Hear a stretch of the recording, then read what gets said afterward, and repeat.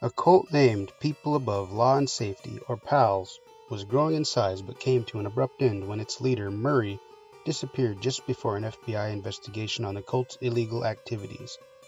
Today we interview two former members.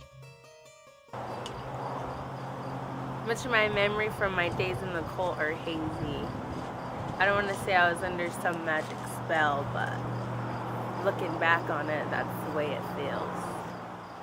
I would do things that I knew was wrong, but in that moment with Murray's soothing voice in my head, all I wanted to do was satisfy his sadistic plans. I don't remember a whole lot about my time in P.A.L.S. It's strange because I feel like I know what happened. But as soon as I try to access that part of my memory, I get nothing. I never imagined doing the things I do remember. I felt like I was being controlled like a robot. During the ritual performed on another person, I was tasked with flogging that other person. And I'm not a violent person at all. Murray had many rituals and expected his members to be completely obedient. To accomplish this, an experimental drug he developed was given to every member. The effects of this drug are still being researched for military uses. There was one thing that all members had to do to get in.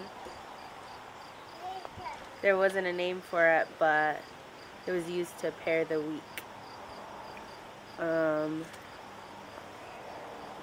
He made a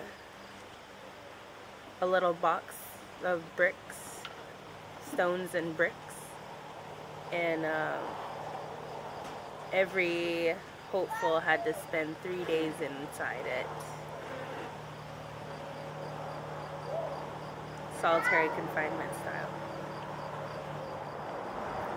There was a lot of people that didn't make it into our crazy group. To be honest, you gotta be batshit crazy to be in solitary confinement and not be permanently damaged. What they didn't tell me before I went into the oven, as it was affectionately called, was that I had to take this concoction, which was supposed to make me invincible. But it must have been a drug, because after I took it, I never felt the same again. When Murray abruptly disappeared, many of his members committed suicide because they could not imagine living without his guidance. The ones that do survive are left with an empty void his drug had created.